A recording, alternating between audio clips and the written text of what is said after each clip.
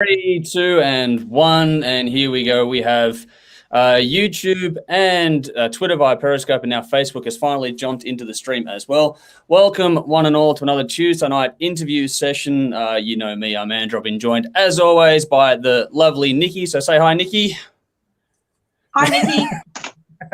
And in case you haven't worked it out or been paying attention to the posts leading up to this one, we have a very, very special guest with us tonight. It's not often we get to talk to one of the big guys in the scene, and this is Mark Alexander-Erber, president and founder of Golden Robot Records. How are you, mate? Good, man. How are you? Nikki, how are you? I'm awesome. Yeah. I'm freaking excited to talk to you, buddy. Like, I am seriously excited. Well, don't get too excited. Did I just get set up for a fall? And you know that I'm putting it out there that I had my first COVID shot yesterday, so I'm feeling like dog shit. But it's a necessity because we want to travel and we want to get out of here. So I had it yesterday, so I'm not feeling 100%. But you guys are important to me, and I appreciate that you support the scene here in Oz, and so I didn't want to cancel on you. Beautiful. Appreciate you taking the time to do it tonight too. I know how busy you are in general, so making the time even when you're not feeling that great is even more appreciated. So thank you once again for joining us tonight. Now, in the description for those watching along at home, we have links and all sorts of stuff you're going to need to follow Golden Robot Records across all of their social media platforms, including their Spotify profile. Our links are in there as well, but please make sure you follow Golden Robot. Find all those links in the description. Get on your bike. You know what to do. Give them a follow because there's a lot of good things coming out from their camp, and there's much more to come in the very near future. We've already got some comments coming in, which is awesome. So this is a little run test for bringing things up on screen. Sorry, Darren, one of our regulars, he's gone on you, Mark. You're doing great things. Loving the robot rants as well. So that's already getting some nice feedback coming into the chat tonight. So, Nikki, if you're all set, we will start throwing to you with some questions. So off you go. Well, before we begin with the formalities, let me extend you a belated happy birthday, Mark, for the 21st. Thank Hope you. you had a great day. Yeah, I had a good birthday. I turned 73, so I look pretty good. You look fucking amazing, man. 73 and built like an ox. Yeah, I was 53 on Friday, so yeah, I feel good. I mean, I feel like shit because of the COVID shot, and because I'm over 50, I had to have that AstraZeneca one. Yeah, right. But you know, I implore everyone that's out there to get the shot. Make sure you get your shot because even if you don't believe in it, it helps everybody. So whether you're traveling or not, I think it's good for Australia. But yes, I had a good birthday. Thank you very much. Awesome. For anyone who's watching tonight that might not be quite across who you are and what you do, let's start with a little bit of an introduction about your fine self and how you came to be the founder and CEO of an absolutely fucking thumping thing. I want to say Golden Robot Records, but you know what? It's really the entertainment group. Let's talk about you, your journey, and what you've got now. How far you want me to go back? I don't know. We've got an hour, but I'd be prepared to make an exception for you, I reckon. Okay. Well, let's not go back too far. Look, I've always been an entrepreneur. I used to own a lot of pubs.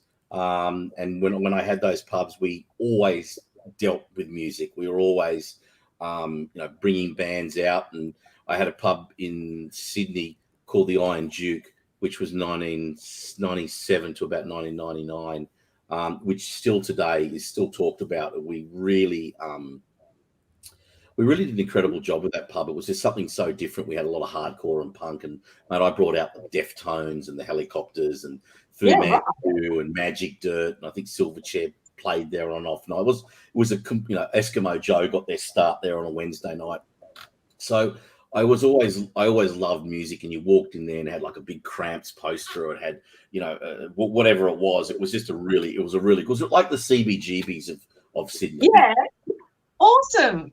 So that's sort of where I started. I mean, before that, I did 15 years for the Regent, which was now the Four Seasons in Sydney. So I always had a hospitality background, and I think that's helped me throughout my career to be able to learn how to deal with people, et cetera, et cetera. But I think, after the Iron Duke, then I went in and we ended up with quite a big chain of hotels. I got out of that in about 2008. There was articles in the paper that some of it was good and some of it was bad. It was, at the end of the day, it actually turned out all right. After that, I just invested in things for about 10 years. But the one thing that's been in my life the whole way, and what's been a theme in my life, has been music. Music's always been right down the center of my life, whether it's, through family things, whether my parents getting divorced in 1980, I remember playing Back in Black, 1,000 times on a little stereo. I was only 13. Or other pivotal moments in my life, I can always relate it back to a particular song or particular album that came out, etc. So music's always been there, and everything to me, people know me, everything to me starts and ends with Led Zeppelin. So I've always been a massive Zeppelin fan.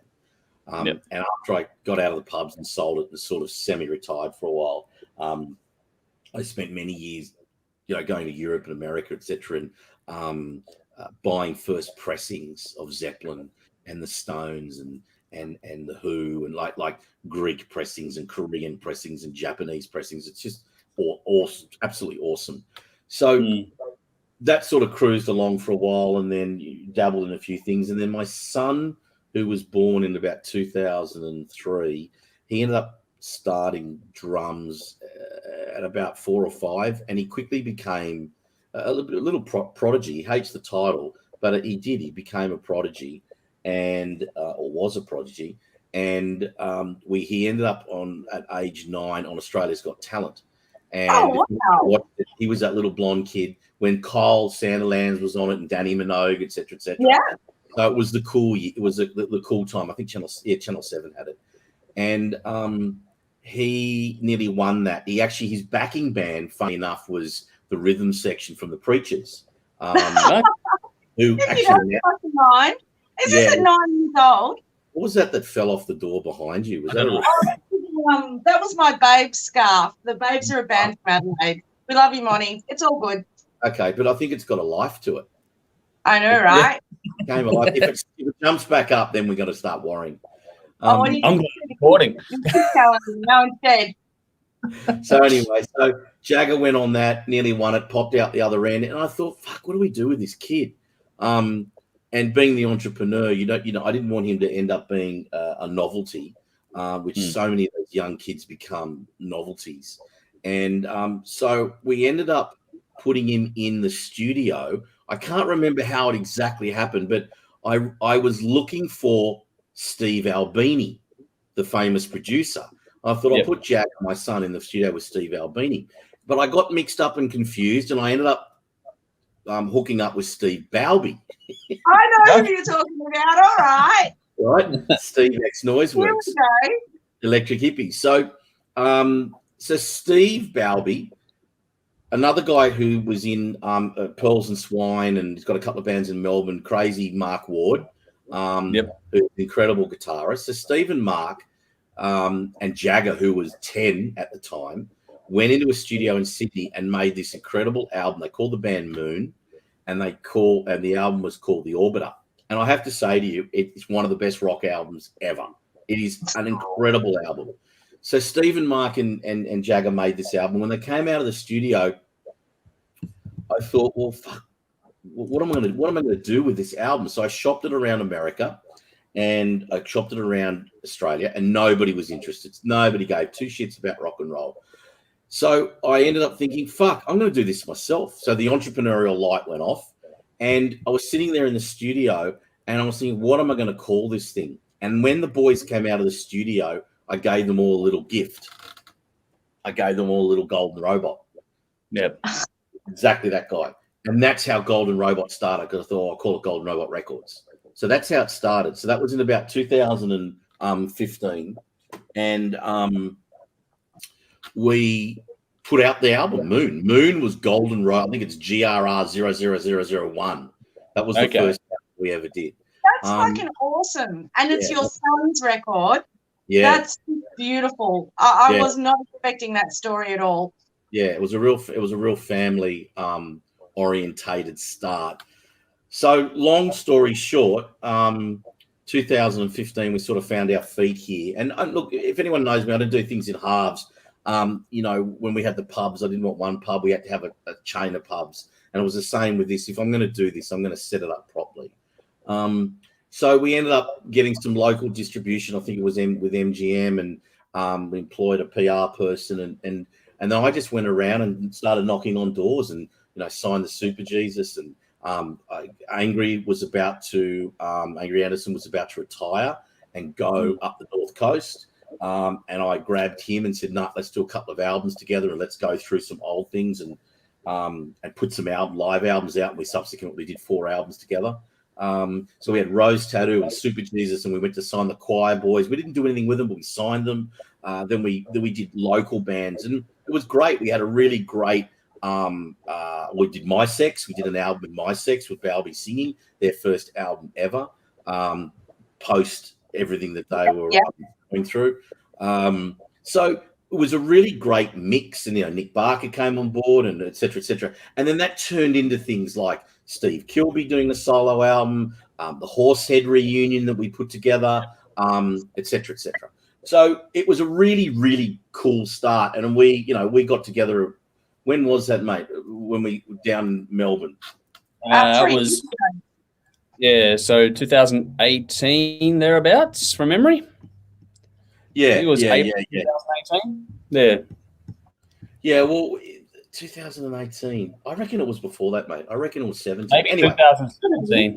Yeah.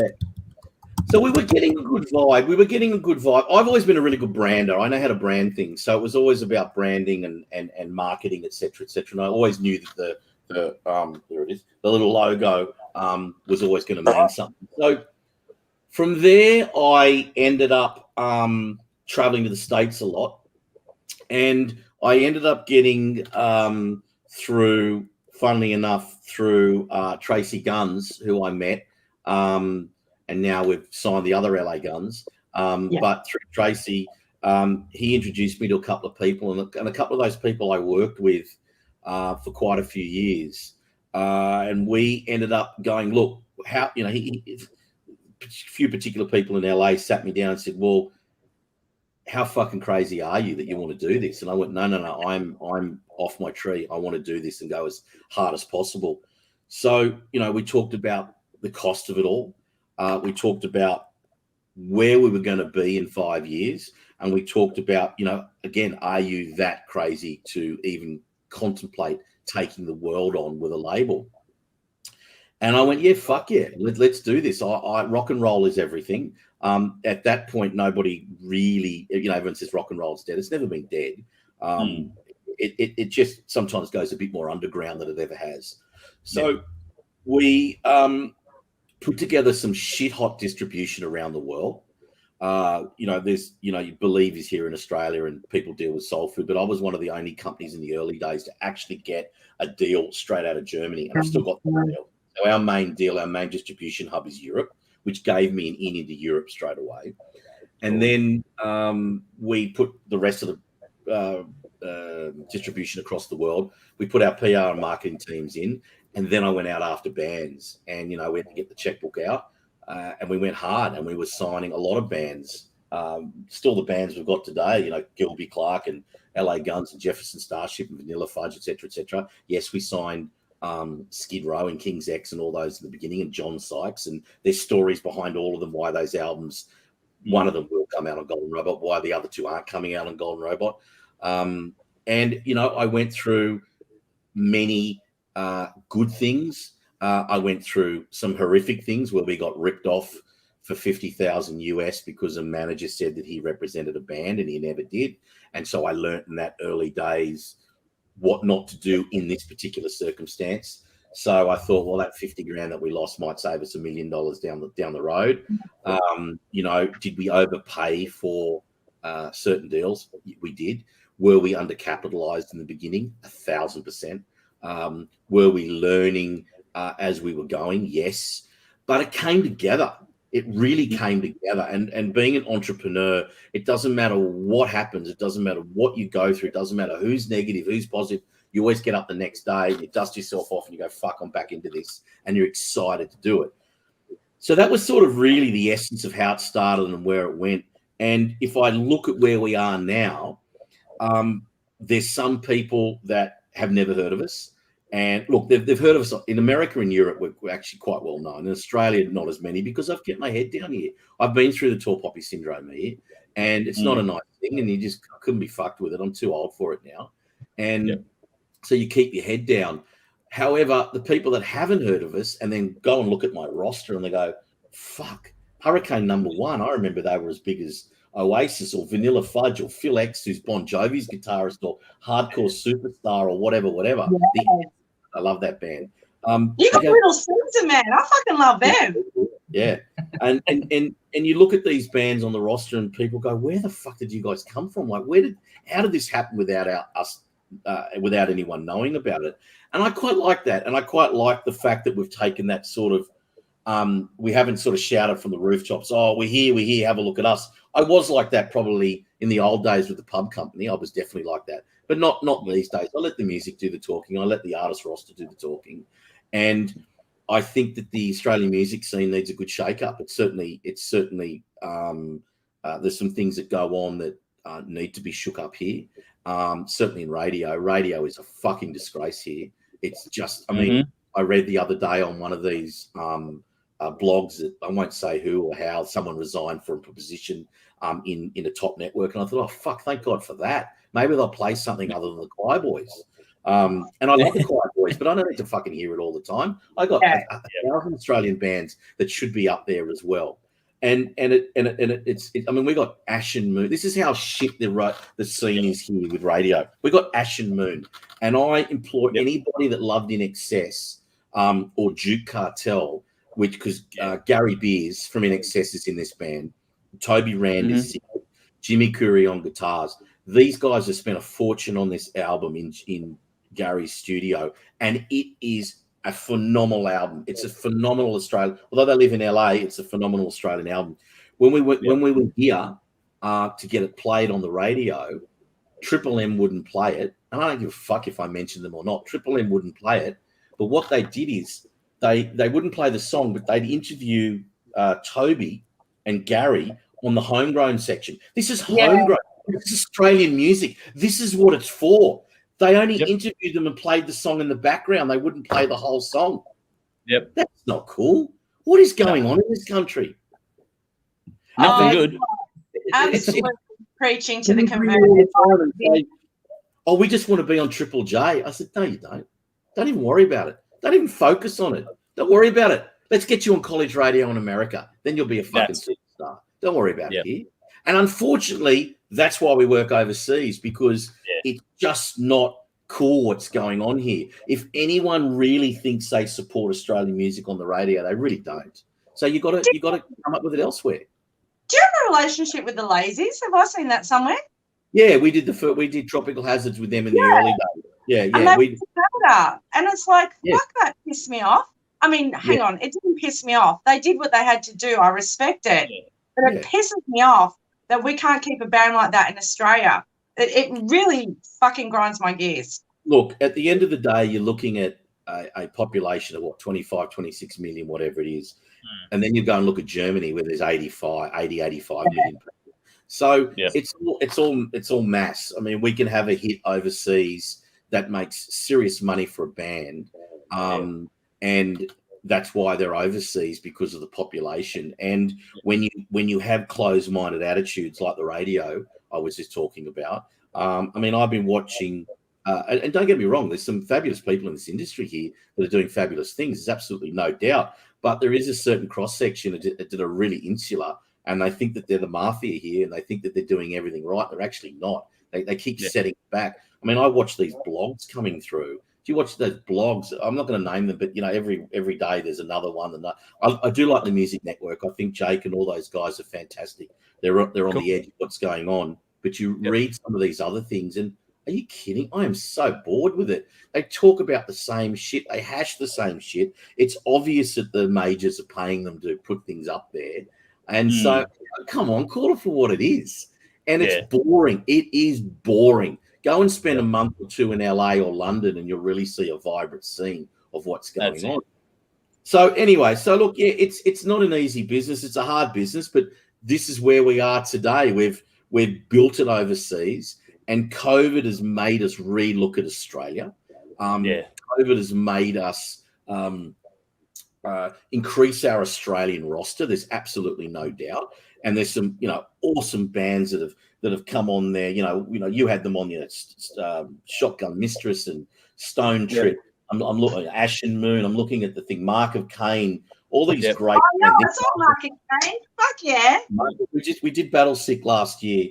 And there's some really Mercy Kills. There's some really great Aussie bands, and I apologize if I've forgotten everyone. Obviously, I can't mention everyone. Vendettas, thank you, Vendettas. There's some really cool rock and roll that's going on out there, and I'm excited to take it to the world and really give it a go and see where it lands. Beautiful. I'm going to quickly jump in, Nikki. Just let me quickly jump in here. We're getting a few comments coming through tonight, so this is awesome to see the interaction. So thanks you all for jumping in. Here's probably a friend of yours here, Jordan Adam, has gone, look at that beautiful bald head. Before I don't know him, but by the look of his photo, he's equally as handsome as I am. Yeah, there we go. Then we got Nudes is a regular of ours saying hi, and then we also Kim. I believe you know Kim pretty well. Yeah, so, Kim's great. Kim's sort of our eyes and ears down in Melbourne.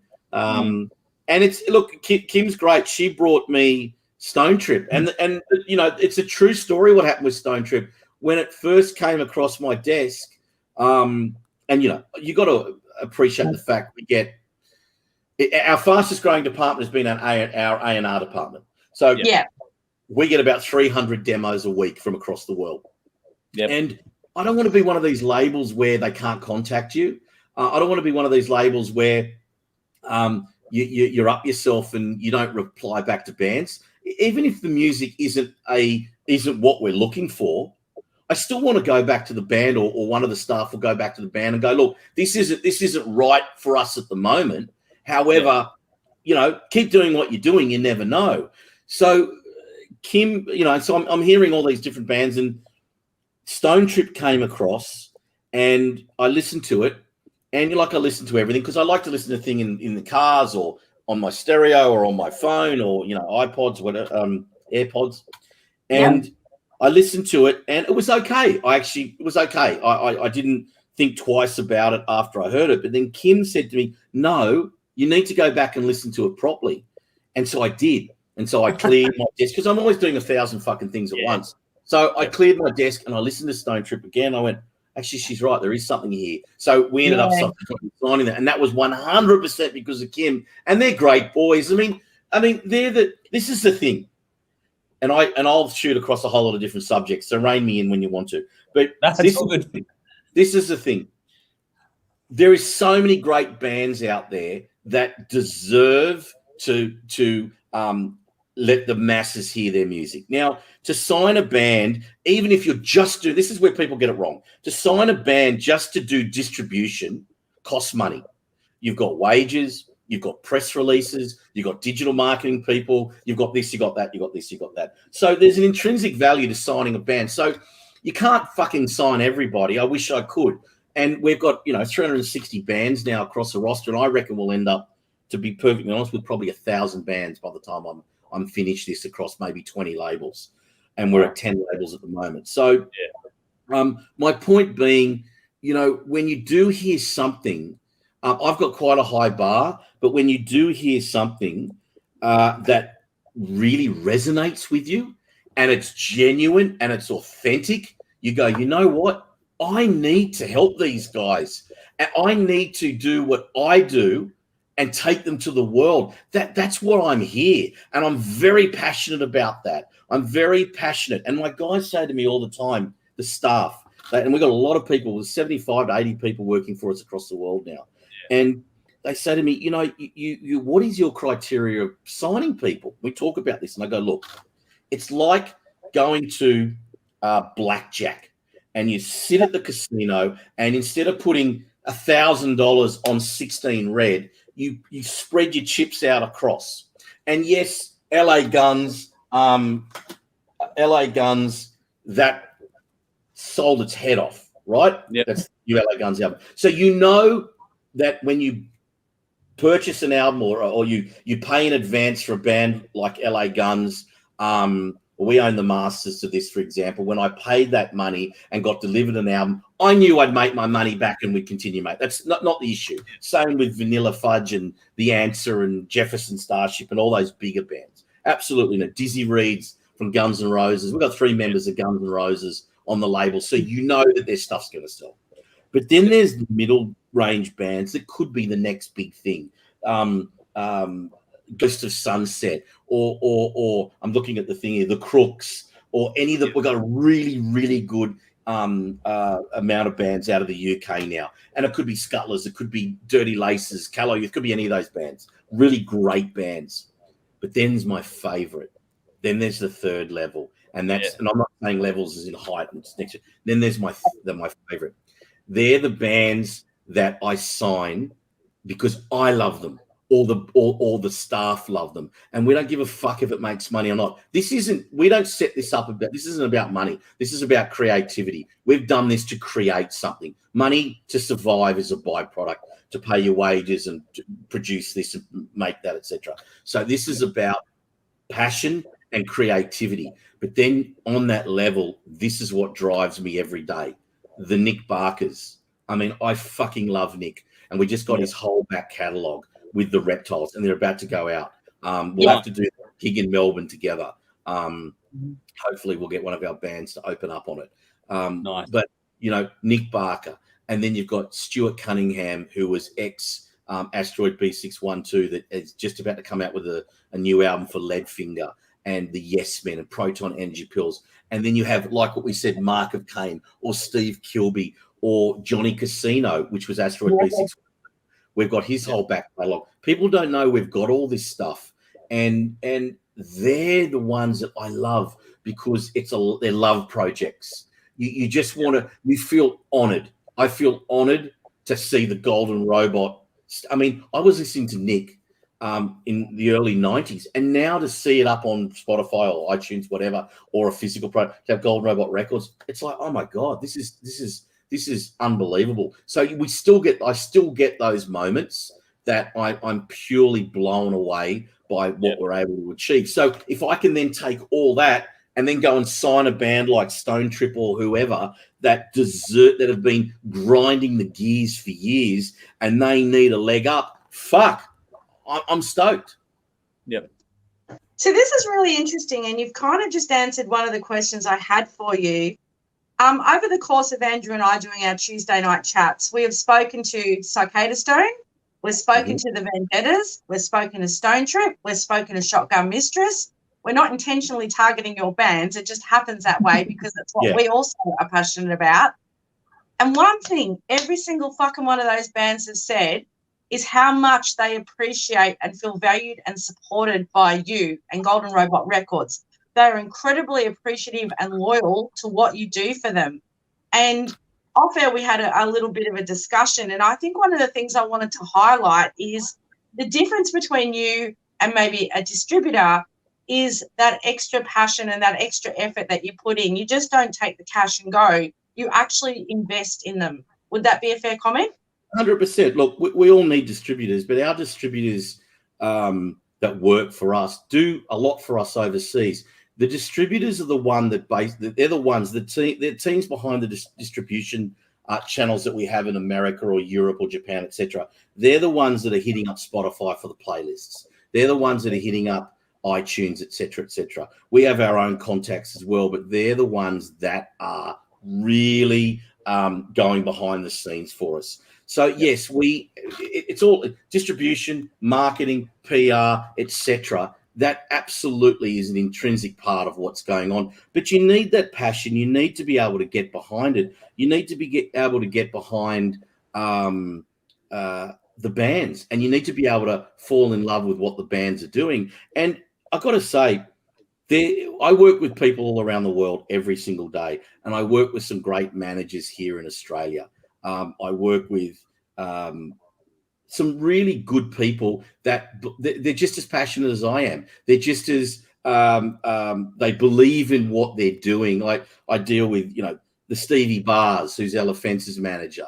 John Watson I speak to quite a lot. We don't have any of his bands, but he's just a good sounding board, and the door's always open. Or Greg Donovan, Scott Crawford, who we work with Rose Tattoo, etc. We used to work with Palace the King. These are good people. And Horsehead, and it doesn't mean that we all have to see eye to eye. We can argue, but I respect them, and I respect what they do, and hopefully they respect what we do, because we all need each other. So there's plenty of people out there in Australia that have that kind of passion and that kind of drive for it. And I think at the end of the day, what's missing here is, I suppose what's missing around the world, is that everyone needs to believe in rock and roll again. People are too quick to jump on that bandwagon that it's dead. And, you know, I could literally sit here for an hour on every single one of our bands and talk about those bands. And that's what it's all about for me. It's about rock and roll isn't dead. It's not dead. I'm doing it every single day. I'm employing people every single day to work on rock and roll. So how is it dead? How's it gone away? And, you know, so that does my head in when people are like that. Say that. A question for you, Mark, if I may. Oh, sorry, Andrew, were you going to say something? Yeah, I just want to quickly, I'm getting a few questions from Scott Crawford in particular, so I'm going to try and paraphrase this a little bit for you there, buddy. So I'm not going to pull anyone up in particular, but it's just for Scott Crawford, I'm trying to paraphrase your questions here a little bit. Just that he's asking, like, because you've got so many bands, do you ever feel like you're getting a little bit, like, how do you tier out, you know, sort of prioritizing the resources, and do you ever get spread too thin, that kind of stuff with so much going on? Who's asking that? Scott Crawford was asking a question along those lines. So I was asking basically. I just mentioned Scott. Oh, okay, cool. Yeah, no, he's got a few questions in here. There's a lot. Scott will always have a few questions from me. There's absolutely no doubt. We have a beautiful love-hate relationship. So no, he's a good guy. He's a good guy, Scott. You literally just referenced your bounce off him. It's amazing. I just did. What did Scott ask?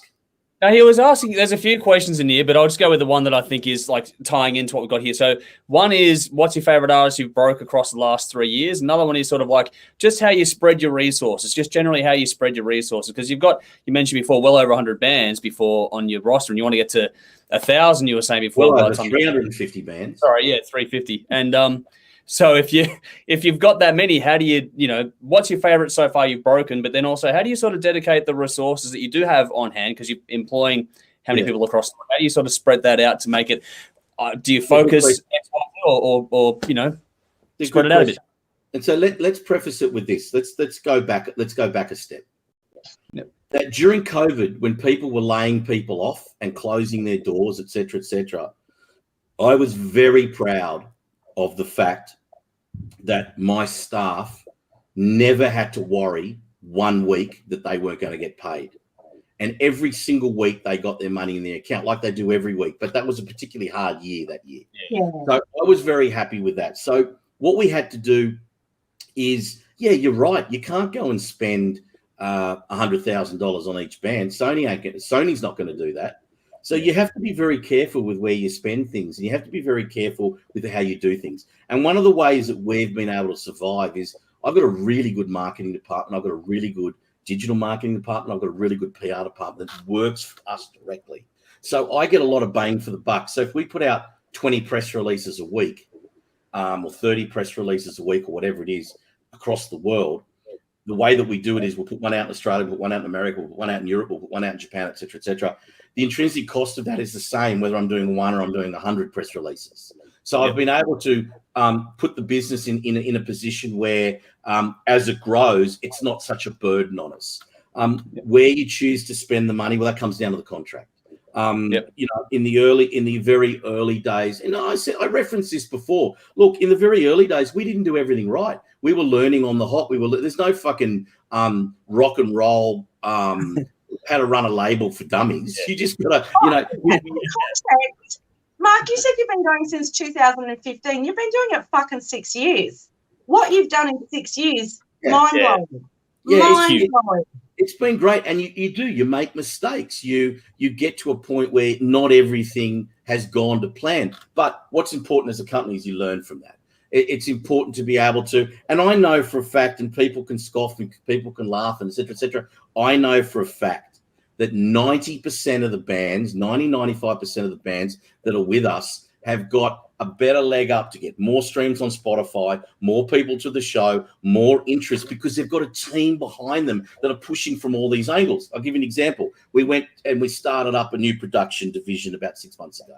And we've now started producing, instead of putting a tile up on social media, promoting an album, because we promote everything, we're now doing little videos. So the cost of those videos isn't to the band, it's to us. So where we save money for the bands is by doing everything in-house. I've now got, we have had for a while, but we've got a second person. So we can do our own artwork, we can do our own legals, we can do our own PR, we can do our own marketing.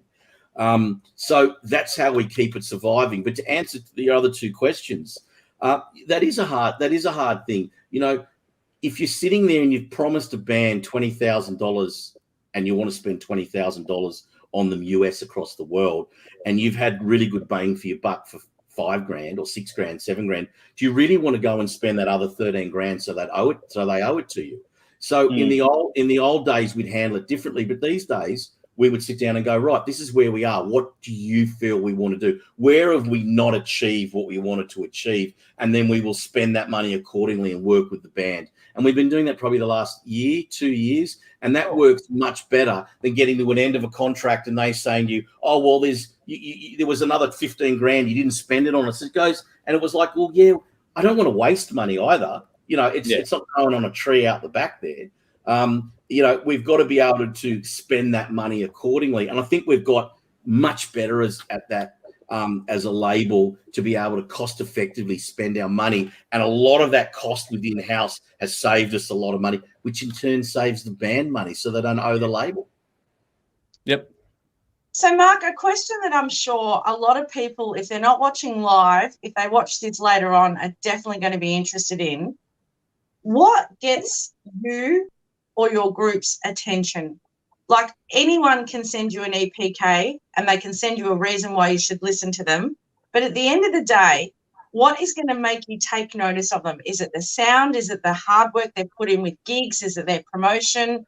What makes you go, you know what, you're fucking worthy of a shot? Something that's authentic. Yep. It's got to be authentic. It's got to be, it's got to be authentic. It's got to be genuine. It's got to be something that's real and that kicks a note inside your head and you go, ooh, I love that. I remember listening to a song. We never signed them for a whole lot of reasons, but it's come back around again. Quinn from Black Skeleton, ex-Def Prime, and Kim brought Kim's our eyes and ears in Melbourne. She's great, but he had a song. What was the name of the song? She's screaming. If she's watching this, she's screaming it at the screen. Put it up there. Put it up there. He had a song, for example, that came out. We ended up not doing the deal with him for a whole lot of reasons, but that, as I said, that's come back around. Hopefully we will. But he had a song under Black Skeleton. I can't remember what it was called, but that song, Out of Our Minds, is that the one? Yeah. Yep. Yeah. Did Kim just send that? Kim just brought it up. Yeah, Kim just brought it up. Yeah. Thanks, Kim. There's an example of a song that I'm working and I go, fuck, this is unbelievable. Wow, I love this song. I need to get this song out to the world. And it didn't happen, but that's absolutely fine. At the end of the day, it's got to grab you. It's got to grab your attention. It's got to grab who you are inside. I listen to songs and get goosebumps because I'm so passionate about what's going on. And I love that. As I said, everything starts and ends with Led Zeppelin with me. So, how many look, I could listen to Zepp 4 and all the other albums every day, but there's never going to be another Led Zeppelin 3. There's never going to be another Houses of the Holy. So you're always looking. It's like if you're a gamer, all you do is wait every year for game of Call of Duty, the next Call of Duty. Yeah. So I'm never going to be waiting around for another Led Zeppelin, but you're going to get things that are going to stir you up your emotions, stir up your passion, stir up who you are and how you're doing things. And I find that I want to take that out to the world. Yep. And that's it. And I'm really comfortable when people might not agree with what we do. People might think we're full of shit and people might not like what we do.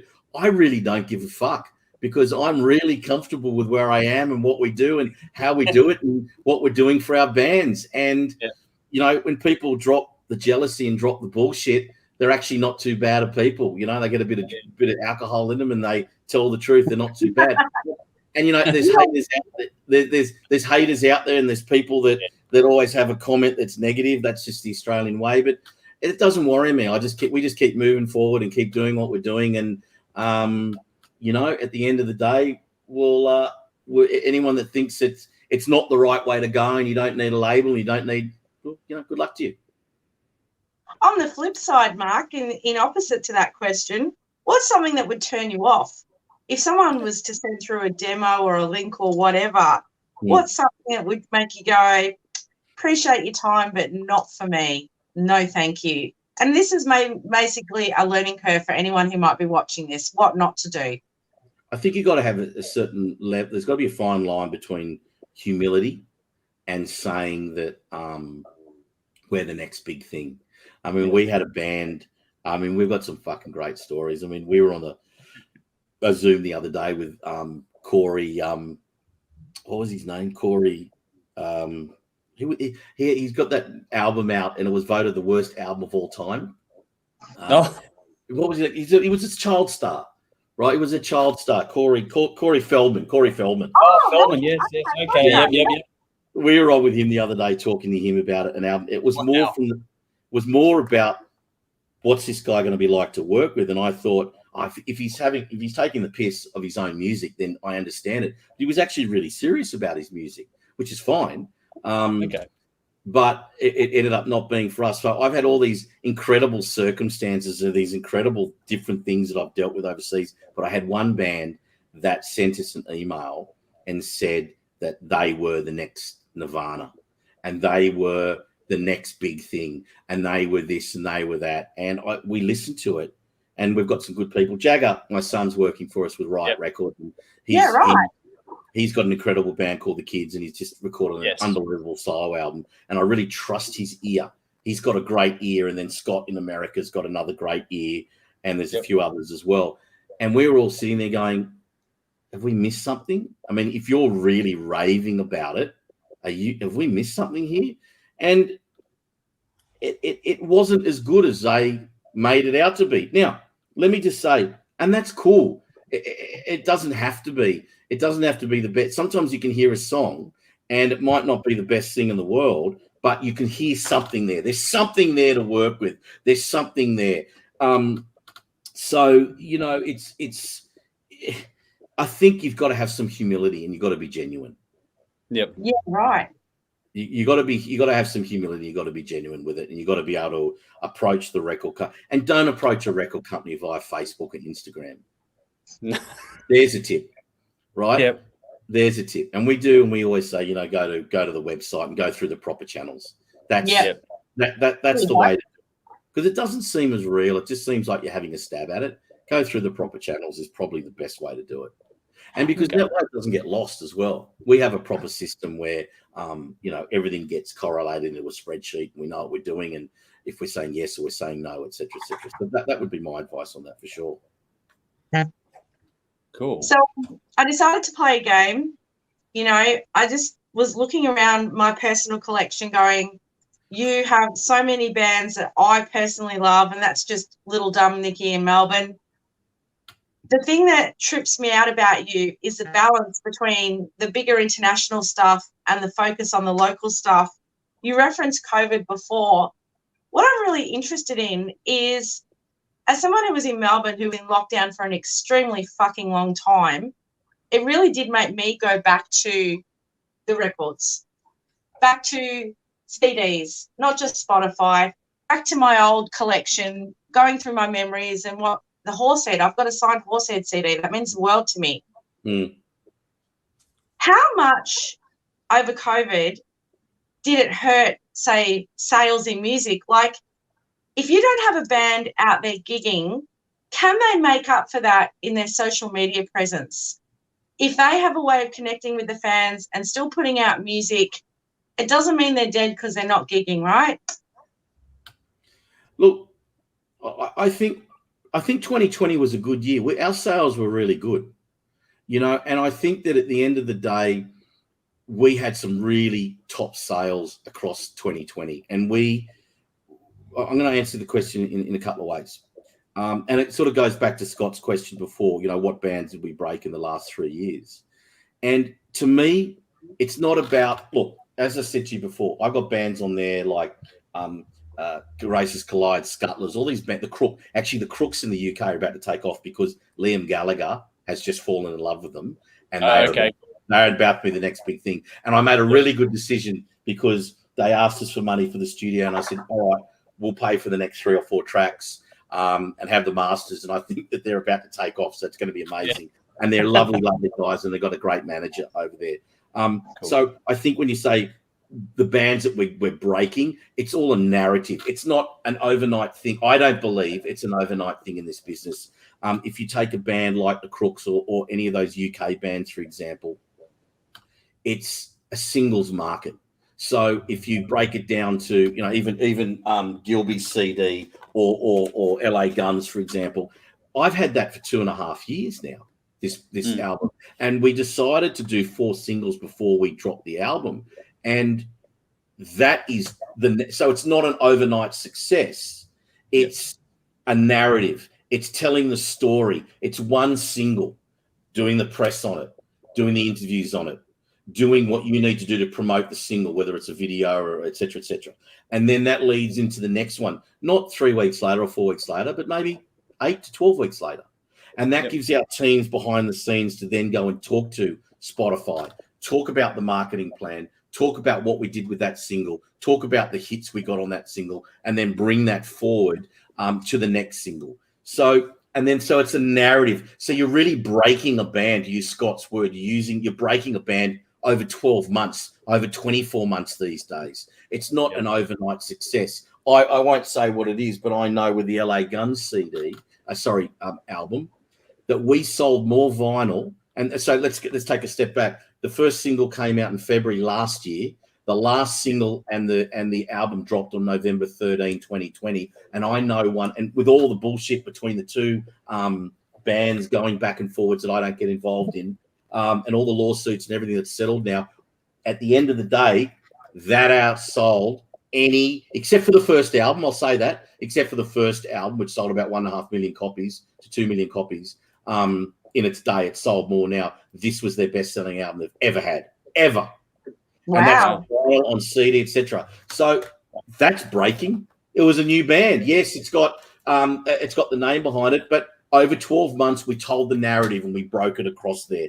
And you try and do that with all these young bands, especially our bands in Europe, UK, and America. You're doing the same thing with those, and you're hoping you're going to wake up one day and they're going to be number one. But you look at what we've done, for example, with Shotgun Mistress, how many number ones that they ended up achieving on the air charts. Absolutely. And then you look at Cicada Stone. So you could use Scott's word. They're breaking. They're definitely breaking.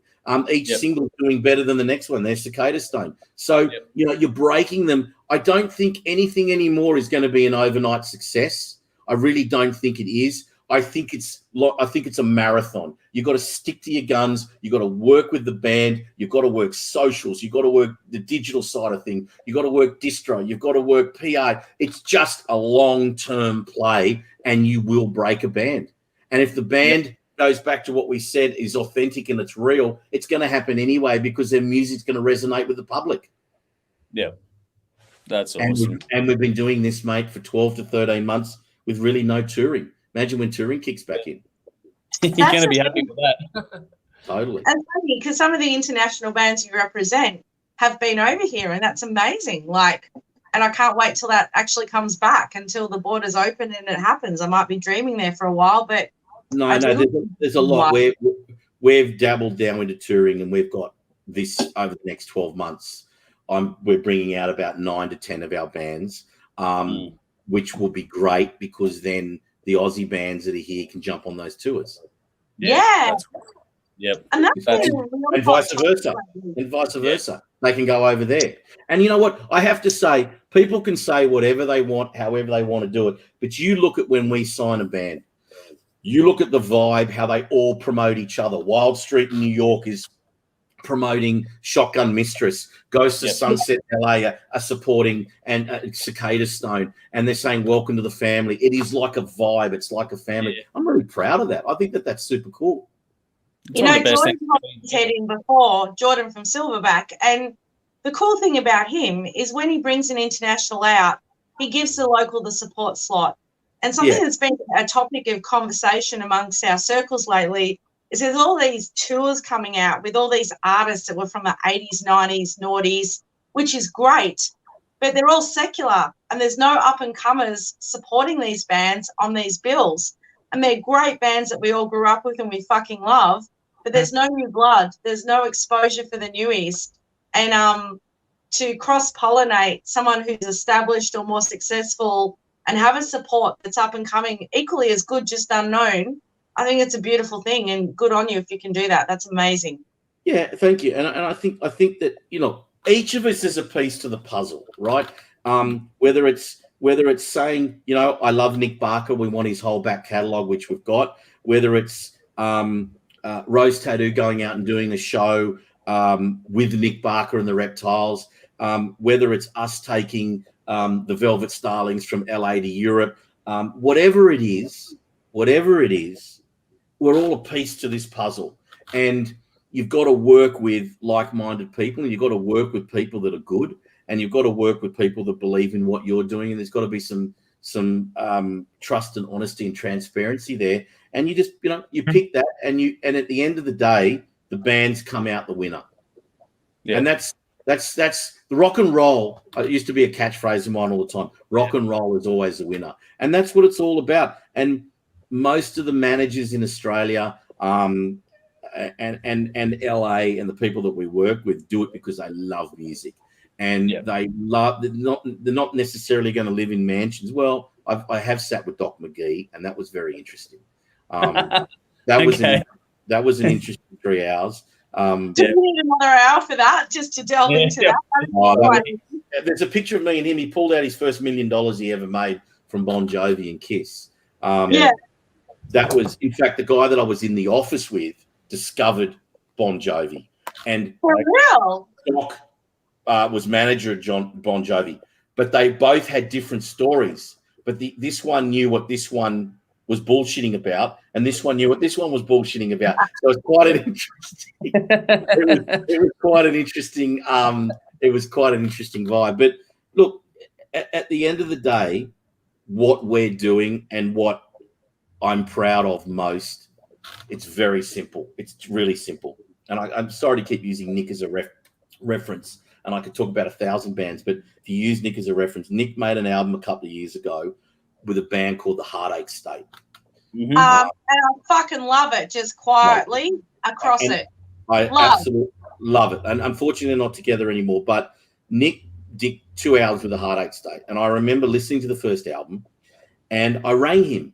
And it took me 3 months to let him understand that I wanted to sign him and how much I loved him as a songwriter. I think he's up there with Paul Kelly and Richard Clapton and all those guys, right? Yeah. And I convinced him to come on the label, and we did this album together. And about 2 years ago, 18 months ago, or whatever it was, I got a letter from somebody that we lost Nikki. Yeah, she's on Frozen. I'm pretty sure she can still hear us, but she'll come back in. Yeah, she'll come back in. And at the end of the day, I got a letter from somebody it was an email that basically said they were having the worst fucking day of their lives, and they were really thinking about some horrible stuff. And they played that album, and it snapped them out of the mood.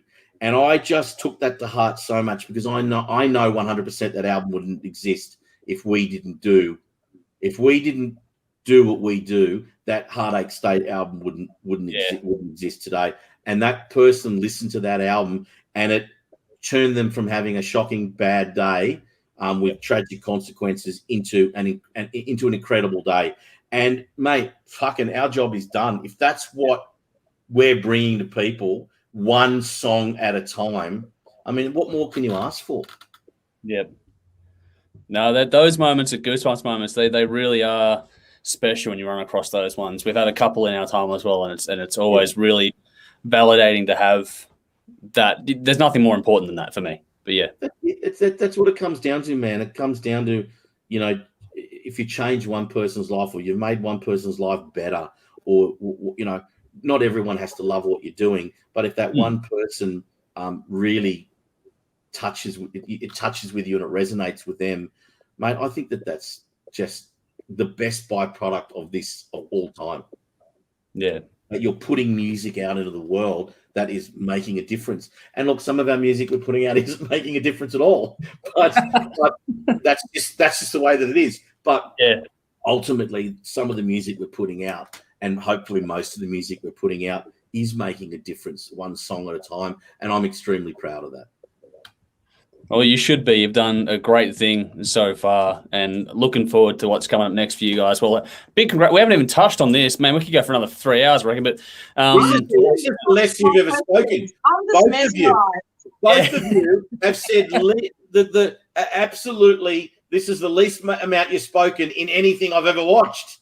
Yeah, because we love listening to you, mate. You tell great stories. No, it's awesome to listen to someone else with as much passion as we have for a change. No, the what I love about it all is just the passion on display, and I think that you deserve a lot of credit for that. But also, like I said, we haven't even touched on the fact you just signed Filter as well. So congratulations on that one. That's massive for you guys too. Filter's been a huge signing. Yeah, I have to say, and I was after Richard for 4 years. Wow. Oh, really? Yeah. Rich, we were after him for 4 years, it was so incredible to get him finally. I remember the first meeting. In fact, it was like 3 managers ago. It was an incredible signing. I remember being at a Jewish deli in LA at Cantor's, talking to the original manager, and to finally get him. His manager now, Mark Pollack, is fucking an amazing manager. Wow, talk about amazing managers. Some of these guys in LA I just love working with. He's also the Delta Riggs manager. Okay, cool. And some big Canadian bands like the Beaches, et cetera. But Mark and I get on very, very well. And if you get on well with the management, it's much easier to get the band signed. But I'm very proud of that. I've had some incredible feedback from signing Richard. And even in Australia, he's not as big as he is in America and Europe. It's huge in America. Yeah. Huge in America. No, they were one of the big ones out of that whole new metal movement that came through as well. They were doing great things for a long time. So I've always had what I'm about to announce. Okay, now I'm keen. Are you getting some exclusive, Mark? I'm listening. No. I'm eating in. This will, as I say, there's always the naysayers and the haters. Even the haters are going to go, okay, this is fucking awesome. Okay, cool. And it's good for Aussie music. It's good. We're at the end of the day, yes, we're an international label, and we do most of our business OS, but we're still Aussies. We're still an Aussie label that's taking it to the world. So it's good from that. It's good from that point of view. Yeah. No, like I said, you deserve a lot of credit for what you've done so far. We've had a lot of comments coming through. We haven't gotten to everyone, and I apologise for that. A lot of it's just been sort of jumping in. People are saying that they're loving what's going on tonight, and just generally, agreeing with all the bands you've been talking about and stuff as well. A good regular of ours on YouTube a while back said Carlton are going to need a new coach. I wonder if we get him to coach them back into shape to look within and find their passion. So there's you're rubbing off on some people in that regard there. In the old days of the Iron Duke, from 97 to 99, I used to have this called my 2 cent opinion, and I'd put that in Drum Media. Remember Drum Media? Yeah. The paper. What was John's manager? John, what was he? John Tingwell. Bud Tingwell. editor then. Yeah, I used to write my opinion, and I've got to say, I'm so disillusioned with some of these Aussie blogs and whatever you call them that come out because they just report on. If I hear about Tones and I again, I'll throw myself off. It's I don't need to hear about it all the time. Or the same stuff. But I don't have a problem with her. I'm just saying I don't need to hear about it every day. Good luck with her success. I mean, it's been unbelievable. But let's talk about some up and coming bands, or let's talk about something that can really change the industry. But I think at the end of the day, I completely lost what I was going to say then. The what were we saying? The ING. You were talking about and your I'm so disillusioned with fucking everything. They were calling me the Anthony Robbins of the rock world back in '97. But I always that's it. But that's why I'm doing the robot rants because it was. I spoke about this the other day on a podcast, and I said, I must have counted, I don't know, 700 reviews and blogs or whatever that we signed filter. About 700 of them around the world. 3 of them were from Australia. It's like, come on. So I do my own now. We'll just do our own, and that's it. And put it out there. So that was on my list of things to talk about. So anyone that's watching tonight, we're going to put some links up where you can find a little bit more about these guys and who they promote and what they do. You need to check out Robot Rants. It's a fucking podcast. You definitely need to watch this. Thanks for the entertainment, Mark. There's some big ones coming up, let me tell you. And I don't want to get on there and I don't want to get on there and abuse anyone, or I'm not like that. I'm not going to get on there and be too controversial, but I'm going to get on there and, like we did last week, and go, what's going on with these trolls and these keyboard warriors? Like, man, if you're not interested in something or you're negative, just fuck off. We're not interested. Go and concentrate on your own stuff. It's like, and that came from the filter stuff, and that came from LA Guns. People were finding negative things in celebrations. If you're finding negative things in something to celebrate, it's like, man, go and do something else. Need a hobby if you can do that. Need a hobby if you're going to do that. We're going to talk part 2. Yeah, we should. We definitely should. I can honestly tell you, no shit, Mark. I had a list this long of things I wanted to talk to you about, and some you've just covered naturally in conversation. And I can tell you there's probably about 20 questions we haven't even fucking talked about. I think we might need to do a part 2. I think I might be down for this. I'm very keen for that if you are. So, of course, we'll do it. We'll do a part 2 in a couple of months' time. But you can hit me with a couple more before my old back gives away. And I tell you what, the COVID shot's been all right. I haven't felt too bad. I am a little bit. You get the chills. Yeah. And you start to feel like you got the flu, but because I've been rambling on so much, I've heated myself up. Oh, one more, because Kim and Alexi are both jumping in here saying, what was your big announcement? And I think you were just teasing a big announcement. You're not going to give it away just yet. Am I correct in that? Yeah, I've been working on a band for 2 years now, and from what I heard yesterday, that they're about to sign. Well, it's there to sign, and if we get them, then that's another level for us again. So I'm really excited. I mean, we haven't even announced bands like Hardcore Superstar. You talk about Silverback. They brought them out a while ago. Silverback are great people. There's a lot of really interesting stuff. Like Jizzy Pearls, who sings for Quiet Riot. He's just released a song, his Love Hate brand.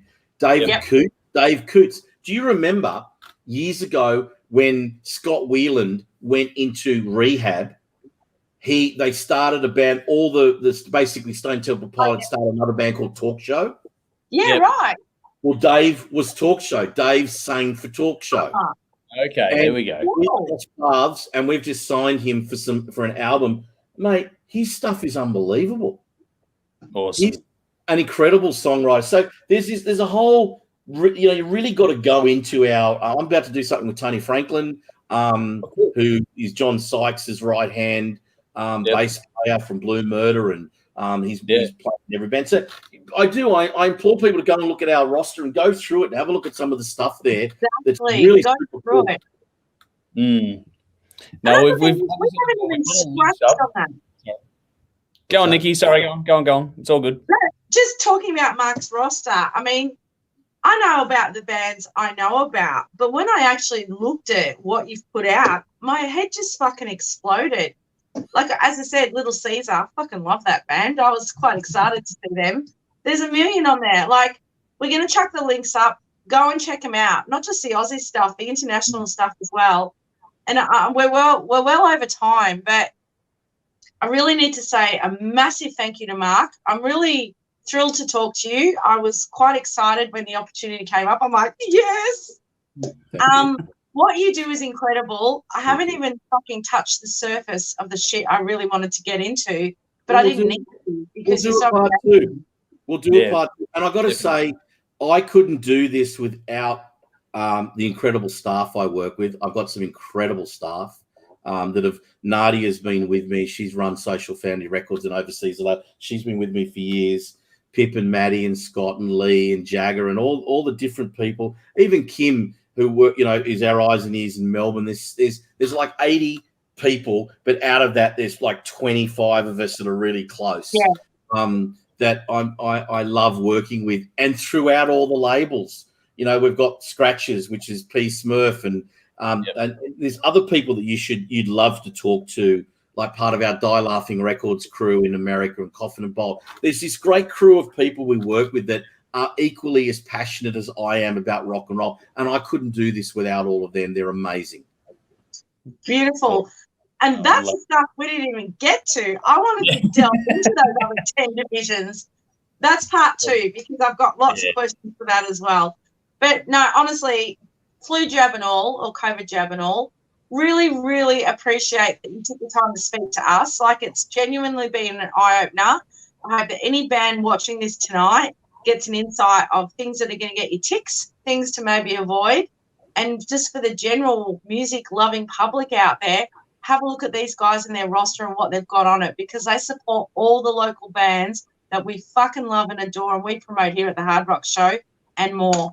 Check it out. And you know what we're going to do? And I've just thought of this on the fly, and I haven't even asked you guys if you're happy with this, but what we should do as the three of us, and maybe get a few other people involved like Kim, we should absolutely start up a collective where bands that are starting that have got questions that might not necessarily are ready to be signed, but if they've got questions, we should start up some sort of collective, some sort of forum where we answer those questions once a week or once every few days. I'm really happy to commit time to that. So, a young band that's coming through the ranks, they might ask me 3 questions or you 3 questions because you guys are equally as passionate and we come from different areas as far as our knowledge, but together it's one big knowledge pool. Maybe we should start something up like that to help these young bands not make certain mistakes or give them a leg up to start with to make it easier. We should really look at doing that. Yeah, no, I agree. That'd be awesome to do. Well, we'll talk about that off air and put something together. Yeah. Now, on a random question, I'll throw in one final question, which is a bit of a random one, which I've never had this one put to us before. But Ben, who's a regular of ours, jumped in to say, talking about grinding the gears for years, what suggestions do you have for Andrew and company to go to the next level? THRS deserves more airtime. So there you go. There's a random one that I've never had, and I'm going to take a moment here while I've got you to say, okay, what would you say to that question? I've not even thought about that. How do you get to the next level, are they asking? Yeah. Look, you know what it is with you guys? You guys are you're a cog in the wheel like we are. You're a really important cog in the wheel. I was talking to Andrew from Scars and Guitars the other day. We did a podcast.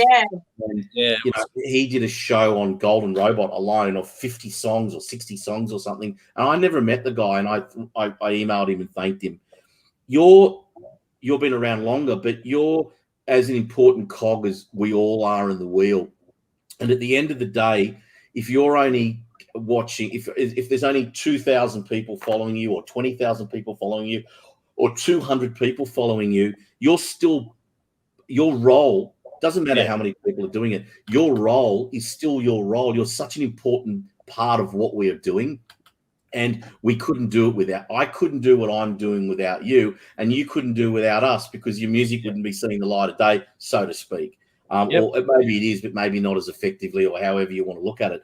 But we're all a cog in the wheel. Some of the cogs are a little bit bigger than others, but we all help each other turn around. So I don't think it's a matter of taking you to the next level, because as far as I know, you're not doing this to live in a Turak mansion. You're doing this because you fucking love what you do. Yeah. And whatever happens, happens. So I think for you is you just got to keep doing what you're doing, make the contacts with people like me to get you not only the Vendettas and the Stone trips, etc., but get LA Guns on and get Vanilla Fudge on a Jefferson Starship, which will then get so that then that helps you grow your audience.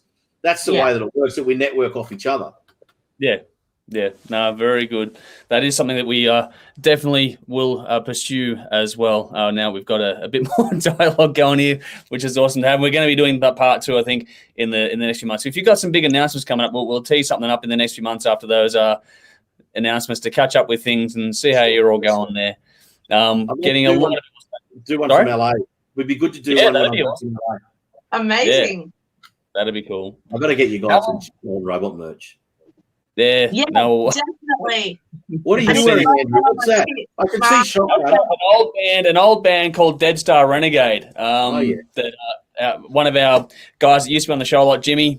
His band was that one, and just thought I'd put something on for a bit of nostalgia tonight. It's a bit hard to see with the way I've got things set up here with the laptop, and that I don't have quite a lengthier shot as I try and keep the audio nearby with the laptop and that. But no, it's just an old school favourite of mine that was one of the first bands that jumped on board with us a long time ago. So do you find sometimes that some music is like a comfy old slipper that you just want to, you know, and you just want to like, and people, I get shit all the time from people. This is where the negative comments will come in. That I love you too. Like that Unforgettable Fire album. My God. We haven't even talked about what a vinyl head I am. I'm the biggest audio. I love vinyl. You had a comment before that I totally wanted to jump on. I think it was off air when we were talking, and you talked about some of the pressings you had, and I've been on to get first pressings of certain bands as well. But I have to go. We have to go. We've gone over time. We've gone way over time, but it's been good. And the comments have been fantastic. So everyone that's tuned in tonight, thank you so much. Again, the links are in the description for this one to go and check out all of Golden Robot's stuff. They're doing great things. Check out their entire catalog, both local and overseas stuff too. There's a lot of questions here, which we'll take notes on and bring back for another one later on with Mark and 100%. Who else we can get as well. But it's been fantastic. And like Nikki said, just echoing here, just saying thank you again for taking the time, especially with you not being 100% today. It's greatly appreciated. I'm sure that a lot of people took a lot out of this tonight. So, yeah, really appreciate your time tonight. Thanks, guys. I appreciate it, and I appreciate you guys as well and what you do. Thank you very much. You're most welcome. It's an absolute pleasure to have you on. And like I said, we will do it all again very soon. But I think we will. Tomorrow. I'm not done yet. See you next Tuesday. But yeah, thank you everyone for jumping in tonight. It's been great to see the interaction happening in the comments. Sorry I couldn't get as many up on the screen, but I think that just like everyone else was sitting there going, this is just fantastic to listen to for an hour. So it's been an absolute joy having everyone here, and everyone's been having a really good time watching tonight, judged by the comments here tonight. So thank you everyone for joining us. Thank you to Nikki for making the time once again, for doing another interview this week. And thank you to Mark, and best wishes with everything Golden Robot going forward to you guys as well. We look forward to chatting to you very soon. Thanks, guys. Appreciate it. Beautiful. Now we'll do the whole rigmarole. I'll sign off from each platform one at a time. So first of all, we'll say goodbye to Twitter. So see you for now. And then next up, we say goodbye to YouTube for now. So